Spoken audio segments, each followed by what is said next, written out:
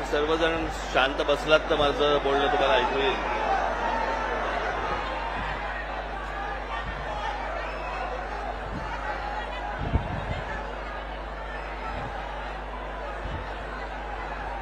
त्या माईकच्या इकडनं कोणीतरी उठले पाहिजेत ना.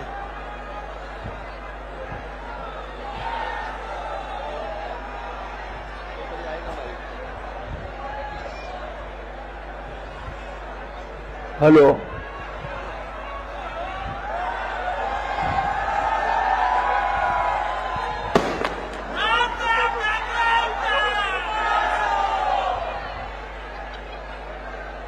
आता येतं ऐकू.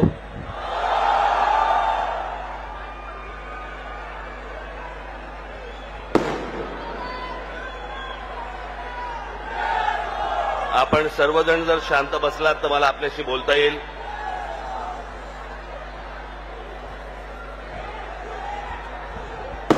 इथे बरीच गर्दी झालेली आहे. हा तिकडे आणता येईल का रे माईक? हा माईक आणता येईल तिकडे? हॅलो. हॅलो. येतोय आवाज पाठी? येतोय आवाज? तू थांब रे. येतोय जरा पुढे पुढे. हा माईक आणता येईल का तिकडे? हा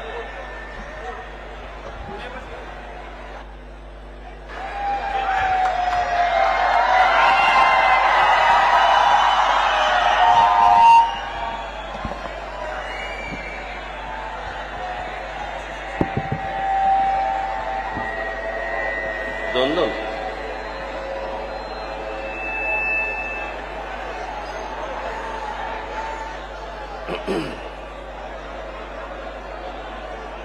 आता येत ऐकू. आता आपण जर सर्वजण शांत बसलात तर मला आपल्याशी बोलता येईल.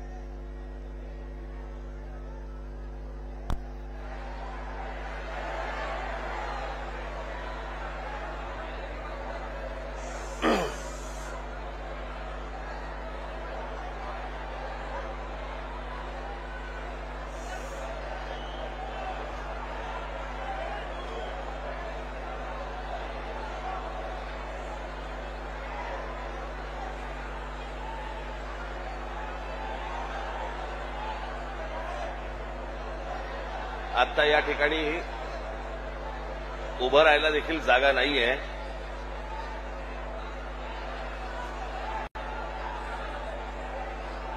काय झालंय अविनाश? तो काय करणार आता? आता येतंय ऐकू ना त्याला?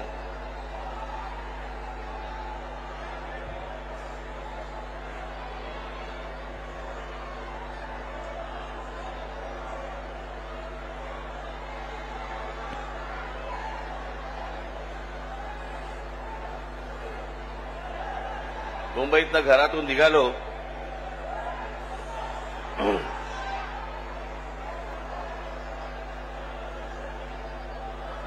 आणि इथे पोहोचायला जवळपास मला 2 तास लागले. अरे घोडे बिडे आणू नका रे तुम्ही तिथे.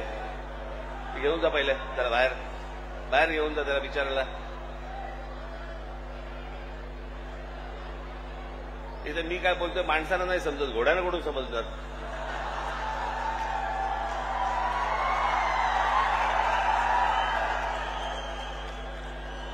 त्या बिचा एक त्याला जागा करून त्या बिचारायला. उगाच कुठेतरी गर्दीमध्ये काहीतरी घेऊन येतात.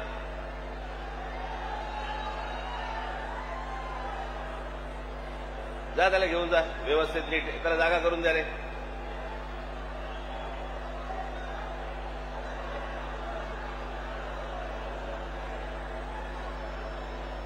त्याला व्यवस्थित जागा करून द्या सगळ्यांनी जायला.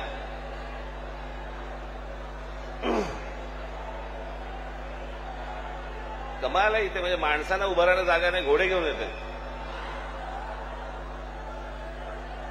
तो मुलगा उतरला का त्याच्यावरनं, का तोही गेला? तुलाच पकडत होता का पोलिसांनी?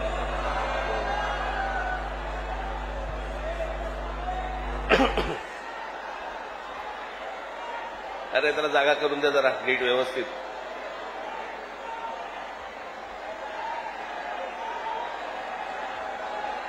कशाला प्राण्यांवरती अत्याचार करताय? ए तुझा झेंडा हलवणं थांबव, बंद कर ते, बंद करा आता. मी आता बोलायचंय का तुम्हाला बोलायचंय?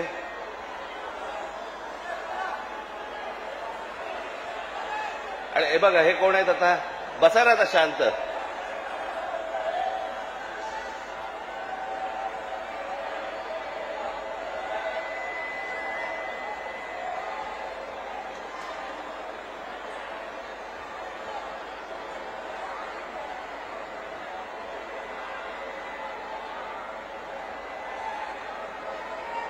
आता जिकडे आहात तिकडे उभे राहा.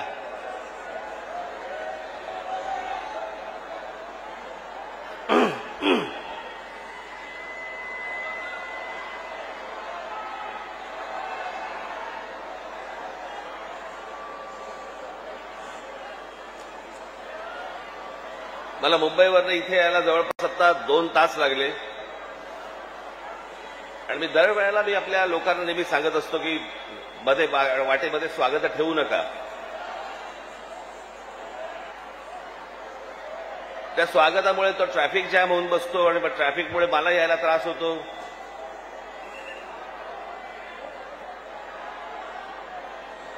आज इकडे मीरा भाईंदरला मी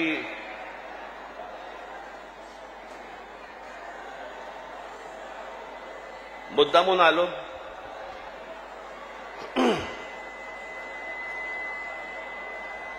त्या दिवशी तो जो घडलेला प्रसंग होता इथला, काय चाललंय काय रे इथे? काय चाललंय तुमचं?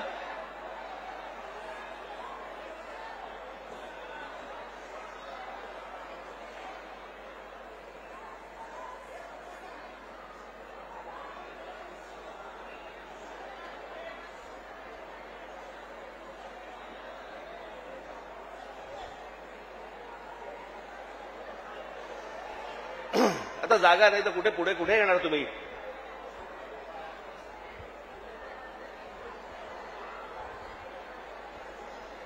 त्या दिवशी इथे जो काही प्रसंग घडला, या काय कोणते मिठाईवाल्याचा काहीतरी झाला तो भाग,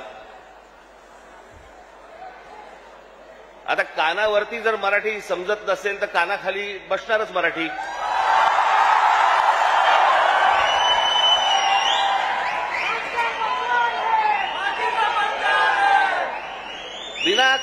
विनाकारण काहीतरी काढत असतात. साधा छोटा प्रसंग होता तो.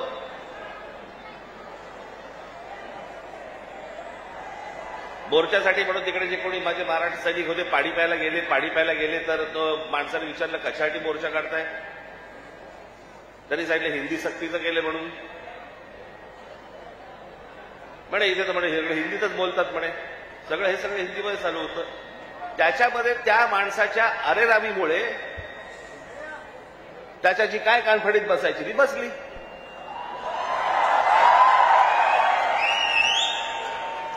मग लगेच इकडच्या सगळ्या व्यापाऱ्यांनी बंद पुकारला. तुमच्या मारली होती, अजून नाही मारली आहे.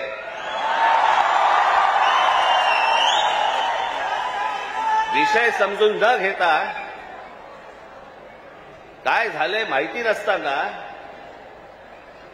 कुठच्या तरी राजकीय पक्षाच्या दबावाखाली येऊन जर तुम्ही हे असले बंद करणार असाल, तुम्हाला काय वाटलं मराठी व्यापारी नाहीयेत?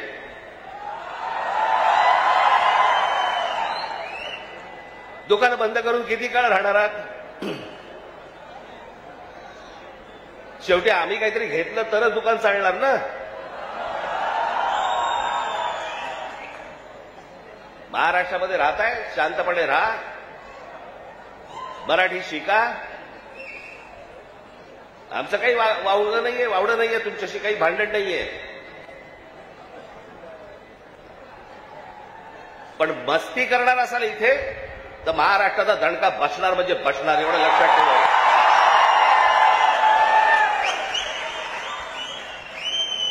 तर काय विषय होता? पहिली ते पाचवी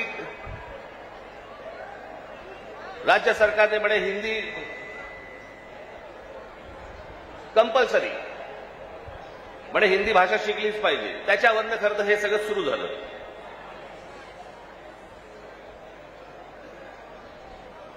काल आमचे ते मुख्यमंत्री महाराष्ट्र राज्याचे देवेंद्र फडणवीस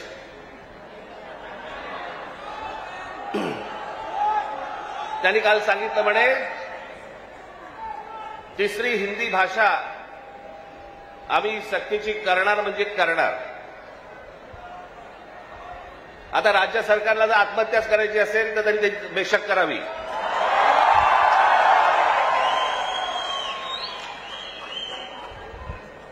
त्या दिवशीच्या मोर्चाच्या फक्त धसक्याने निर्णय मागे घ्यायला लागला होता.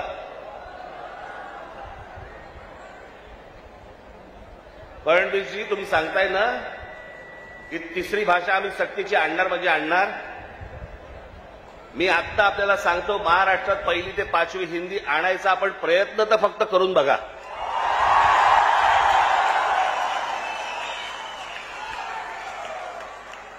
दुकानं नाही, शाळाही बंद करीन.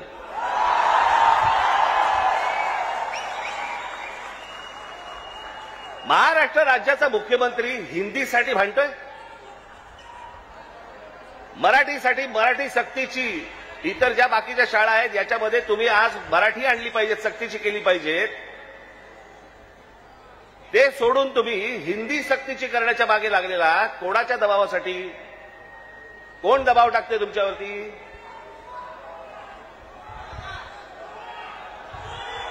हे केंद्रामधनं, हे केंद्राचं पूर्वीपासूनच आहे, काँग्रेस असल्यापासूनच आहे हे सगळं.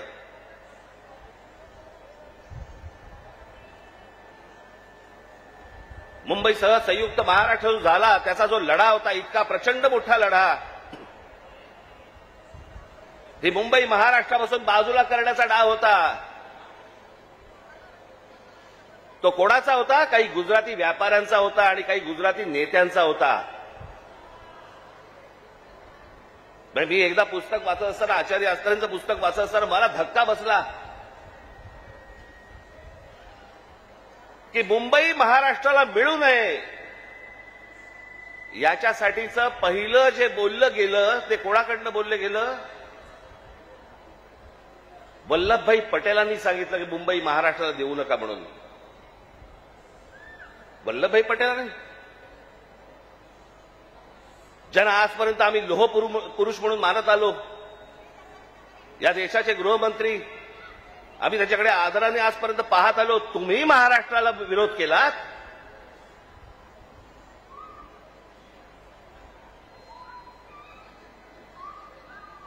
ज्या ज्या वेळेला महाराष्ट्रामध्ये आंदोलन झाली आहेत त्या त्यावेळेला हे मोरारजी देसाई गोळीबार करून लोकांनी ठार मारले होते, मराठी माणसाला ठार मारले होते इथे महाराष्ट्रात.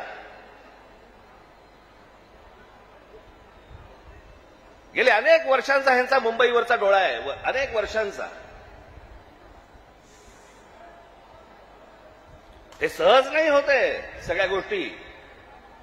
मी त्या दिवशीच्या माझ्या भाषणामध्ये मी म्हटलं ना, हे चाचपडून बघतायत, तुम्हाला चाचपडून तपासून बघतायत की हिंदी भाषा आणली, बघू महाराष्ट्र विरोध करतोय का, बघू मराठी माणूस पेटतोय का, बघू मराठी माणूस जिवंत आहे का.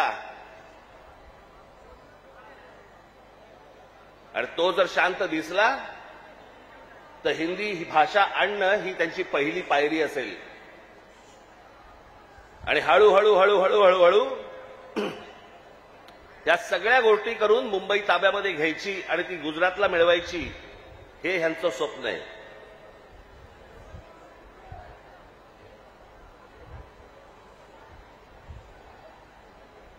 खरं तर बाकीच्यांचा विषय येतो कुठे मला कळतच नाही. विषय भाषेचा आहे. एक जगातलं सत्य मी प्रत्येक वेळेला सांगत आलो, जगातलं सत्य, तुमची भाषा मेली आणि पायाखालची जमीन गेली की तुम्ही कोणीही नसता जगामध्ये, तुम्हाला काही अर्थ नाही. तुम्हाला कोणी विचारणार नाही. तुमची भाषा टिकवणं महत्वाचं आहे, तुमची जमीन राखणं महत्वाचं आहे. पण हे फक्त मुंबई महाराष्ट्रात खास करून मुंबईत काही गोष्ट झाली की ती देशभर चालू ठेवतात हे हिंदी चॅनलवाले. हे कसले हिंदी चॅनलवाले?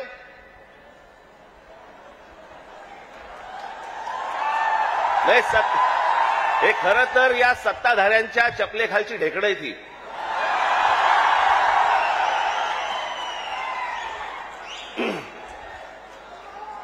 आता बघा, थोड्या वेळात बघा सुरू करतील. राज ठाकरेंनी उगला जहर.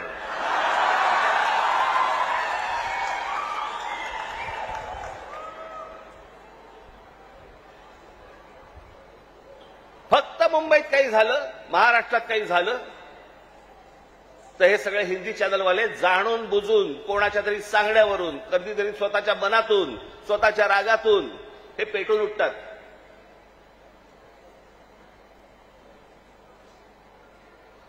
माझ्या बिहारमधले जे काही लोक आहेत, माझं त्यांनाही विचारणं आहे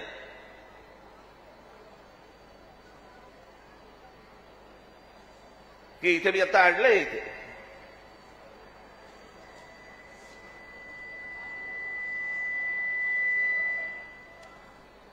28 सप्टेंबर 2018. ऐका नीट मी काय बोलतोय.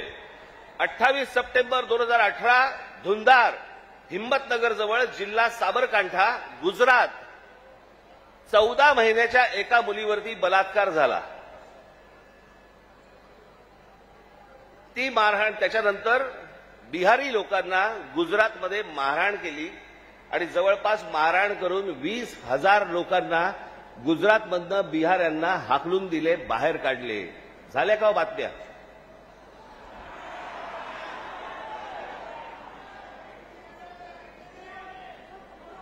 कुठेही बातम्या तुम्हाला दिसणार नाहीत. हा माणूस त्याच्यानंतर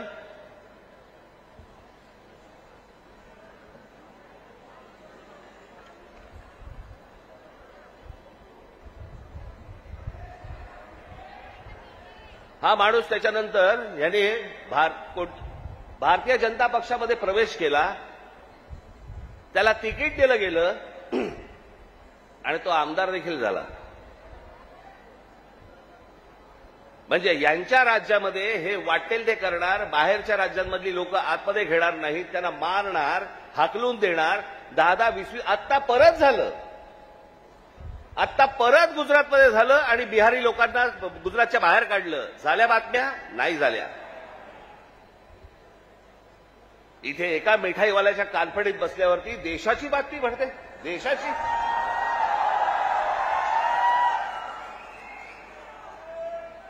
देशामध्ये चित्र असं रंगवलं जातं की बघा मुंबईमध्ये, महाराष्ट्रामध्ये अमराठी लोकांना कसे मारतायत.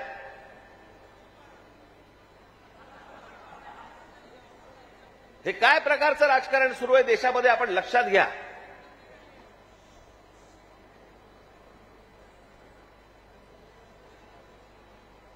कसली कोणती हिंदी घेऊन बसलो आपण, ज्याला साधा 200 वर्षाचा इतिहास आहे. 200 वर्ष. मराठी भाषेला 2,500 ते 3,000 वर्षांचा इतिहास आहे.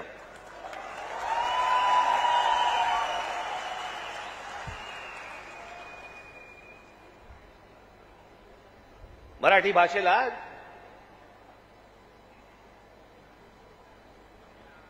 अभिजात भाषेचा दर्जा मिळाला.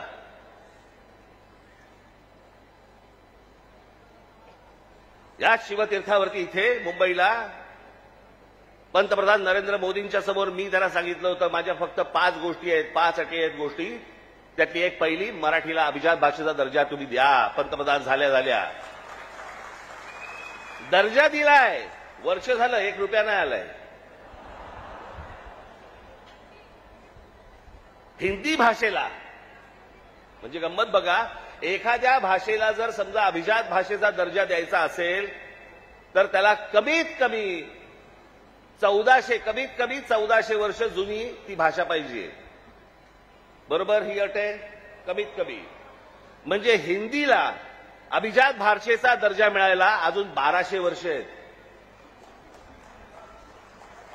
1200 वर्ष आहेत आणि ती भाषा तुम्ही आमच्या लहान मुलांवरती आणि आमच्यावरती लादणार. हिंदी या भाषेमुळे हिंदी चित्रपटसृष्टीतल्या नटनट्यांचं भलं झालं, याच्या पलीकडे कोणाचं भलं झालं जरा सांगा मला. म्हणजे साधी गोष्ट आपण पकडूया की उत्तर प्रदेश, बिहार, मध्य प्रदेश, राजस्थान इथे हिंदी बोलली जाते.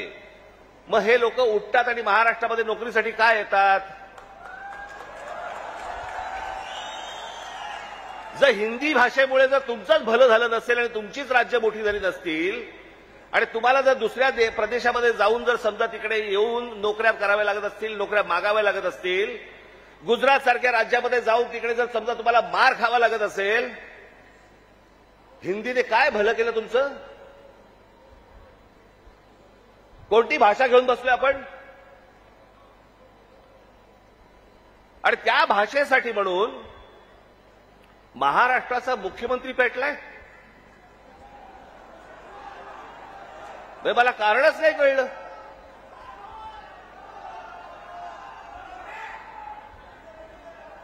मी तुम्हाला साधी गोष्ट सांगतो, हिंदी ही या देशात कोणाचीही मातृभाषा नाही. हे पहिल्यांदा सर्वांनी लक्षात घ्या. ज्याची काल परवाकडे कालफडीत मारली ना, त्याला विचार तुझी मातृभाषा कुठची?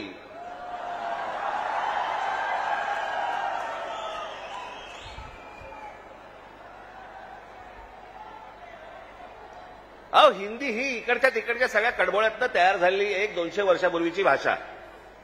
बाकीच्या सगळ्या तर केवढ्या जुन्या भाषा आहेत. उत्तर प्रदेश, बिहारला आता समजलं पाहिजे, राजस्थानला आता समजलं पाहिजे. मी आता एक आणलं इथे उदाहरणार्थ बघा. हिंदी या भाषेमुळे हिंदीने किती भाषा मारल्या? तर जवळपास 250च्या आसपास भाषा मारून टाकल्या. त्याच्यामध्ये कांगरी, गडवाली, कुमाऊनी, अवधी, हरियाणवी, ब्रज, भोजपुरी, मगधी, बाघेली, छत्तीसगडी, बुंदेली, माळवी, भिल्ली, नागरी, बागरी, मारवाडी अशा अनेक भाषा आहेत.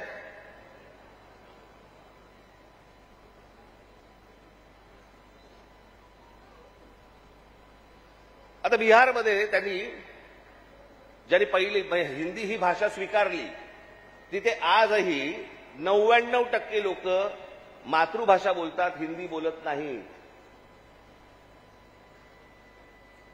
म्हणजे अशा तर मी तुम्हाला सांगतो,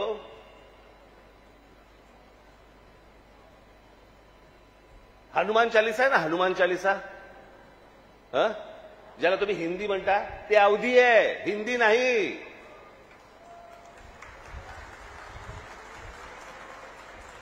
पहिल्यांदा भाषा आपण नीट समजून घेतली पाहिजे.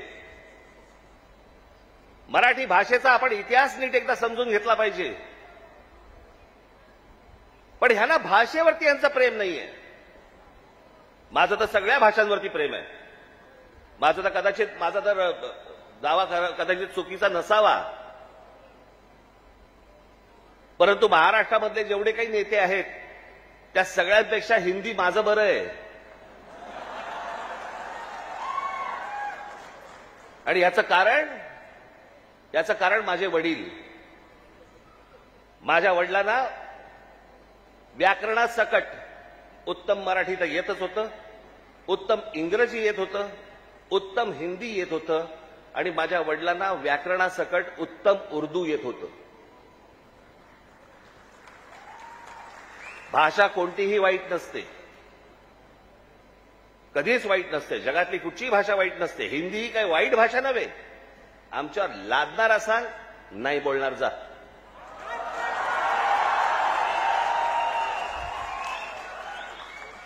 आणि लहान मुलांवरती तर नाहीच नाही. काही विषयच येत नाही या गोष्टींचा. त्यांचं राजकारण काय चालू आहे ते पहिलं बघा तुम्ही. हे या सगळ्या गोष्टी मी तुम्हाला आत्ताच सांगतोय. मी माझ्या पत्रामध्ये पण दिलं होतं, आम्ही हिंदू आहोत, हिंदी नव्हे.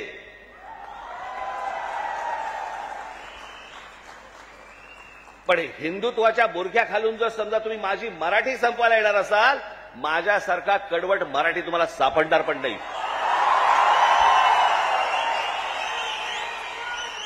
हिंमत असेल तर हात लावून दाखवा तुम्ही.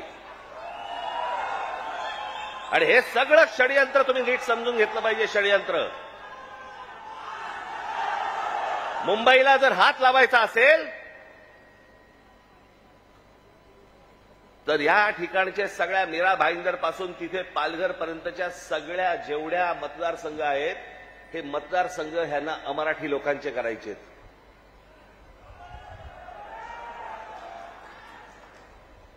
मी गेले 20 वर्ष मी ओरडून ओरडून बोंबलून बोंबलून सांगतोय, ही नुसती माणसं येत नाही आहेत. हे नुसते इमारतींमध्ये माणसं येत नाही आहेत. इमारती उभ्या राहतात आणि बाहेरची माणसं येत आहेत. इमारती उभ्या राहतात आणि बाहेरची माणसं येत आहेत. नुसती माणसं नाही येत आहेत, हे मतदारसंघ बनवत आहेत. हे मतदारसंघ बनवून तुम्हाला हटवणार, तुम्हाला लांब लांब फेकून देणार. उद्या हे काय सांगणार, अरे बघा ना, आमचाच खासदार, आमचेच आमदार, आमचेच नगरसेवक, आमचाच महापौर. असं करून हे मुंबईपर्यंत पोहोचणार. आणि हा अख्खाच्या अख्खा पट्टा हा सगळा गुजरातला मिळवण्यासाठीचे सगळे खटाटोप सुरू आहेत. हे आज नाही, हे पूर्वीपासून सुरू आहेत. पूर्वी त्यांनी तर जाहीररित्या सांगितलं होतं, पण आता कसं आहे, आता हे लपून छपून हळूवार पद्धतीने या सगळ्या गोष्टी सुरू आहेत. हे काय षडयंत्र हे आपण नीट ओळखा, हे समजून घ्या. हा सहज आलेला माज नाहीये. हा हे जास्त तुमच्या अंगावरती येतात आणि तुम्हाला सांगतात नाही मराठी नाही बोलणार, आम्ही नाही बोलेंगे. हा जो माज आहे ना, हा माज तिथून आलेला आहे. तिथून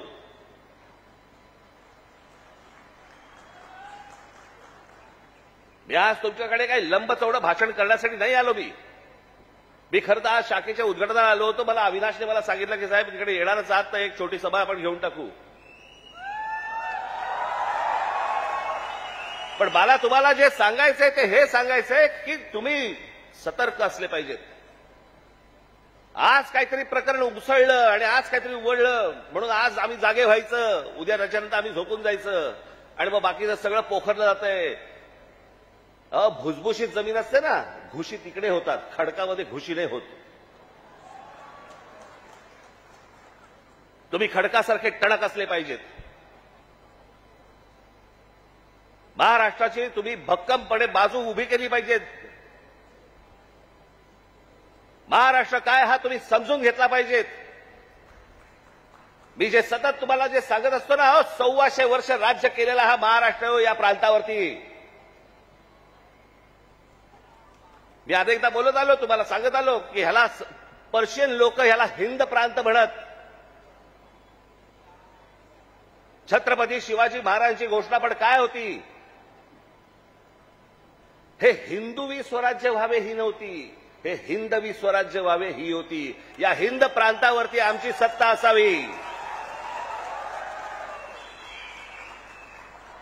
हा संपूर्ण हिंद प्रांत आमच्या हातामध्ये असावा. बाहेरच्यांनी येऊन आमच्यावरती इथे सरकार स्थापन नाही करायची.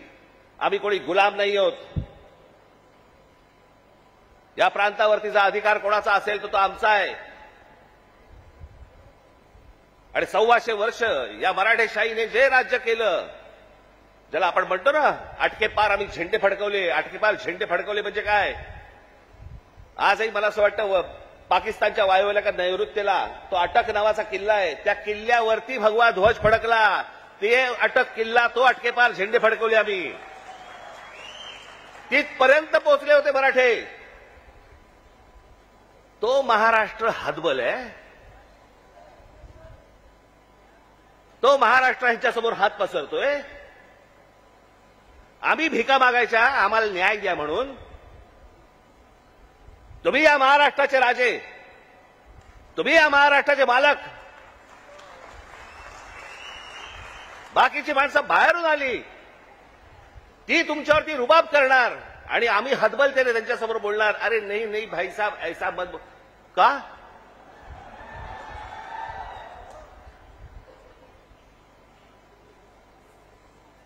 स्वतःहून काही करायची आपल्याला गरज नाहीये. पण जर अशा प्रकारे मास्क घेऊन जर समजा कोणी अंगावरती आला, ठेचायचा म्हणजे ठेचायचाच.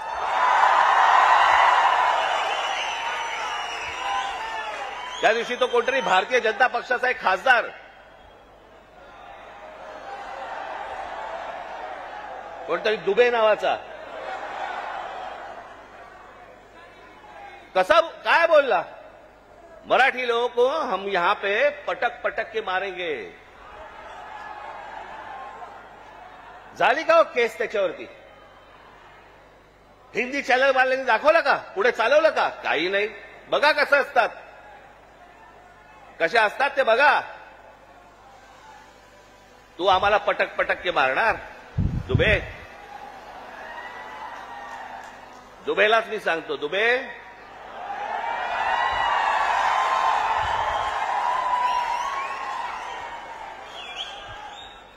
तुम मुंबई में आ जाओ.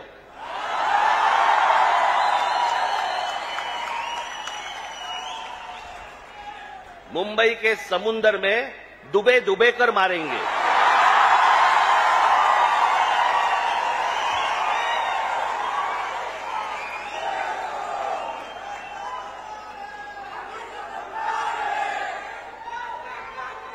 याला हिंमत होते बघा कशी.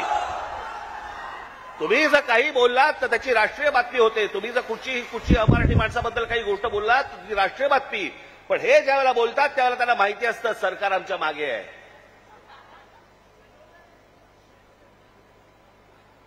कारण सरकारच जर समजा या गोष्टी इथे लादत असेल तर या लोकांची हिंमत तर वाढणारच आहे. एक गोष्ट त्या दिवशी मी सांगितली, पुन्हा एकदा सांगतो, तुमची सत्ता असेल ती लोकसभेमध्ये आणि विधान भवनामध्ये. आमची सत्ता रस्त्यावरती आहे, रस्त्यावरती. काय नाही, 56 इंचाची तुम्ही पण छाती बाहेर काढून फिरा. हा महाराष्ट्र आहे, तुमच्या बापाचा महाराष्ट्र आहे. परत कोणी जर महाराष्ट्रामध्ये वेडवाकडं वागायचा प्रयत्न केला, माझा महाराष्ट्र सैनिक त्याचा गाल आणि त्याचा हात या सगळ्या गोष्टींची युती झाल्याशिवाय राहणार नाही.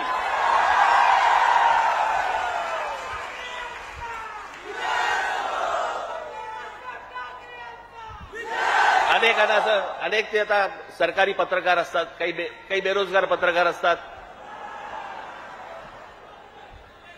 आणि मग ते बेरोजगार पत्रकार कुठच्याही युट्यूब चॅनल बिनलवरती जातात आणि म्हणतात की तुम्हाला माहिती आहे की नाही, ही फडणवीसांनी लिहिलेली स्क्रिप्ट आहे. हा कोणता स्क्रिप्ट रायटर आहे मला अजूनपर्यंत कळलेला नाही, जो स्वतःचा अपमान पण त्याच्यामध्ये लिहितो. ज्याला हे सगळं मागे घ्यावं लागलं, सगळ्यांकडनं दबाव आल्यानंतर मी हे दोन्ही GR मागे घेत आहे, हे स्क्रिप्ट रायटर लिहू शकतो. पण हे काय चालू आहे?